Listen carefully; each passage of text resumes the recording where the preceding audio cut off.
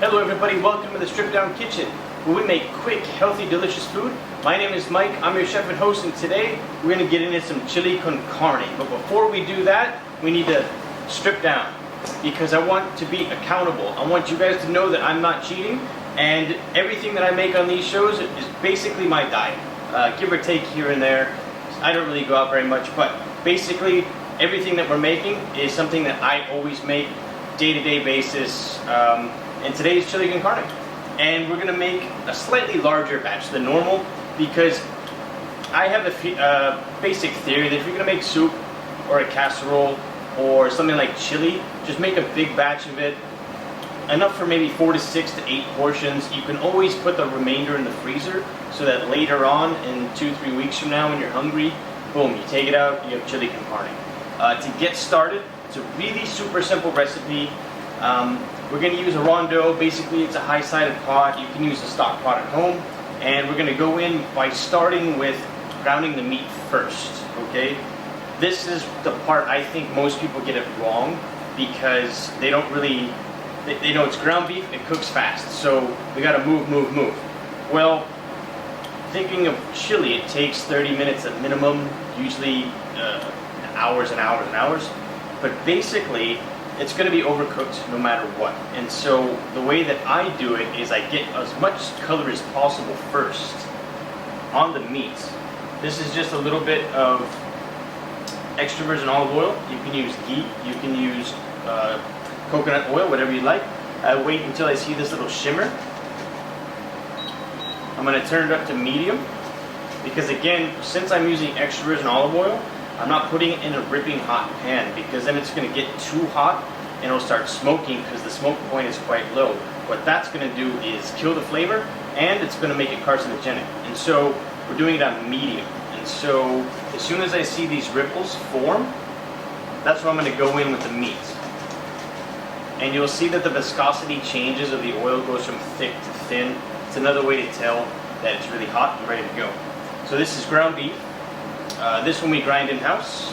It's probably an 80-20 split. So you're going to hear a little bit of sizzle. If you don't want to use olive oil, if you want it really, really hot, you know, I'm not going to stop you. But essentially what you want to do, and this is the important part, right when you put it in, try to make one flat layer.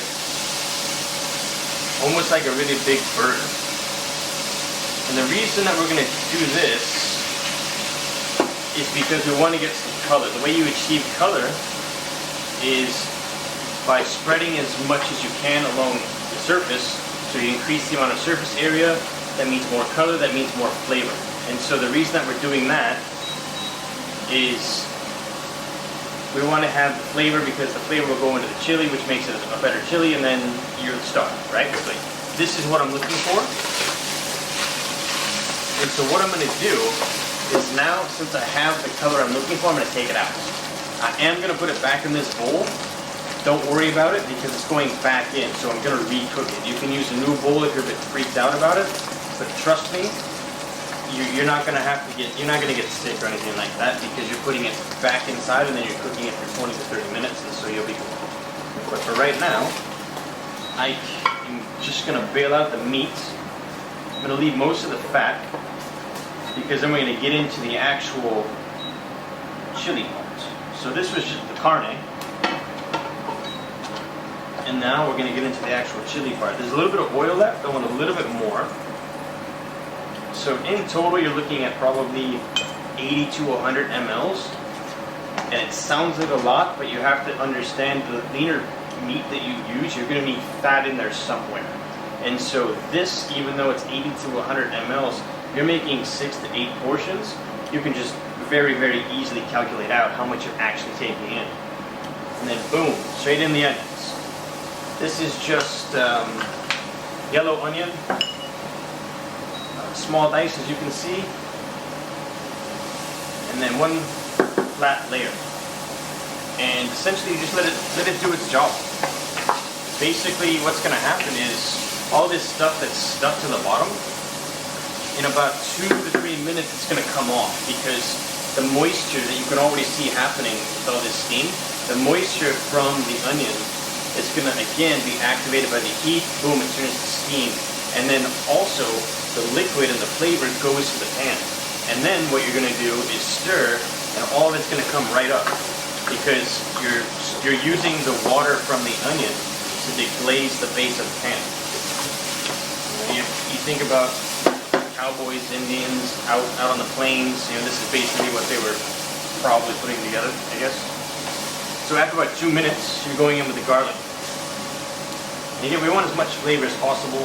This is about 4 or 5 pieces. The actual amount will be in the comments below. Give this a quick saute. You don't really want to achieve color here because it just alters the entire flavor of the chili. Just leave the color on the beef and then let the spices, do the rest of the talking. So this, you just want to soften them up, wake up those flavor with the heat, and then boom, we go in with the green peppers. And then straight in with the chili. First chili, that's rather. And give it a stir. And this right now is on medium. I'm not in a hurry. If you are in a hurry, just turn it up. If you're not in a hurry at all of this into a slow cooker, and then go to work. When you come home 8 hours later, you have the best chili. And so, again, after a couple minutes, boom, there you go. We're going to go in with the beans. Because we've already drained them. You can use fresh. Just make sure you drain them off so they're nice and dry. And the reason that I'm doing this now is I want the fat to coat everything. Because I'm going to start putting in the spices. And the reason I want everything coated with fat is so the spices stick to everything. And again, talking about surface area on the base of the pan, it's going to toast all of those spices and wake everything up. So it's going to be a nice strong flavor. So give it a stir. Get the rest of that stuff off the bottom. Be careful when you breathe. Depending on how much chili you put in, you might not be able to breathe very well. A little bit of cayenne. Because remember, we can always kick up the spice a little bit later. Right now, you just want to, best efforts. I think this, I think that, maybe a little bit of this, maybe a little bit of that. You can use the measurements below, which are specific, but they're specific for me. And so if you want it, more like funk, you put in more cumin. If you want it more spicy, so on and so forth. So this is the paprika. Chili powder. And this is the nice and rich red, but yet mild chili. And then immediately move your head away because immediately it's going to start going into the air, and you can notice that all the sound went away. I'm trying really hard not to cough. All the sound went away because it's absorbed all that heat. And immediately it's getting stronger and stronger flavor-wise. And you can see now there's something stuck on the bottom again. This is all the spice that you just put in. You're toasting it. You want to be very careful here with your temperature, because if it's too hot, it's going to burn like that, and then you're going to have a very bitter chili, and you're better off really starting over. And that's not the point of this. The point of this is to make it easy and fast. And so now that it's nice and toasty, you're going to put in the beef. And like I said, don't worry about putting that beef back into that bowl, because after about 5 minutes in here, all of that bacteria is going to be gone.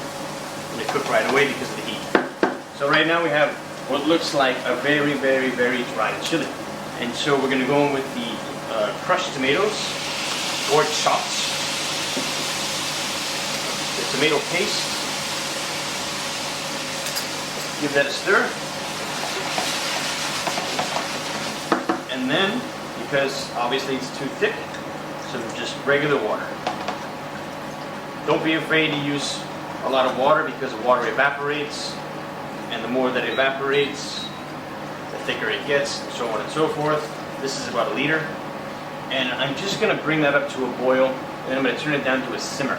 And while it's coming up, I'm going to throw in a couple of bay leaves and some dried oregano.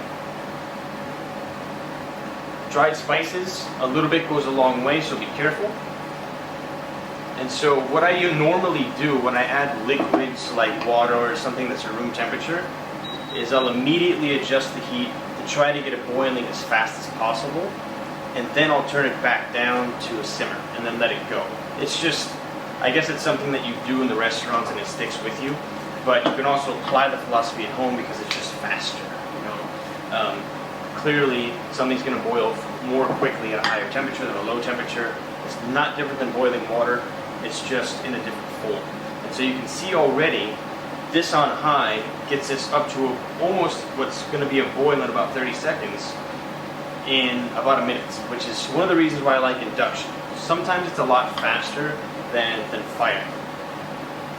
But essentially, from this point, you don't really have to pay much attention to it.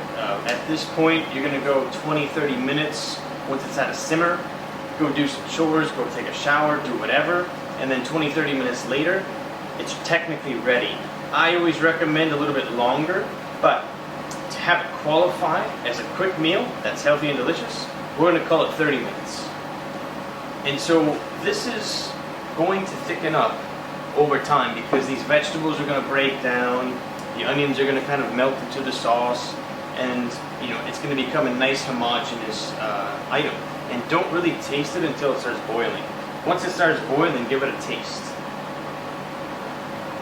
It needs loads of salt, but I'm going to wait until the end to put in salt because these things are going to mature and maybe that'll change. Maybe something will pop a little bit more later. And so now that it's boiling, I'm going to turn it down to a simmer. So you see the rapid boiling.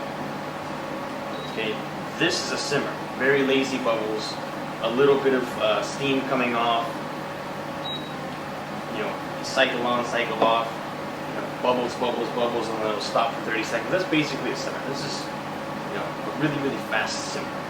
And then 20 minutes later, you're basically done. And so we'll come back and check after 20 minutes so you can see the final product. And 20 minutes later, boom, she's done. So it's a total cook time to get to this point at maybe 30 minutes. So this is a little bit on the longer end of the spectrum as far as quick meals are concerned. But this is pretty much what you're looking for. The sauce has thickened up quite a lot. It's been basically doing this simmering thing for the last 20 minutes. This is one of those dishes that's going to get better with time. And so if you have time, do it for an hour and a half. Just monitor the amount of liquid that's inside because you'll most likely have to add a little bit of water here and there. You can make it a little bit more powerful if you put in some beef stock, but you might have some sodium issues. All I've done to this, as far as seasoning beyond what you've seen, is I've added a little bit of salt just to kind of bump up that flavor a little bit to round it out. And I tasted it. It's a little bit spicy, but hey, put something healthy on top, some vegan cheese or some dairy-free sour cream or something. I don't know. But basically, this is your chili con carne. It's not very difficult. Most of the items you'll have in your cupboard already. It's built off of cheap ingredients, but you still get a nice whack of protein and a nice whack of carbohydrates. And you can pretty easily monitor the fat content of this as well. And so I hope you guys like it. I hope that you try it and leave your feedback. And please subscribe, and hopefully we'll see you again.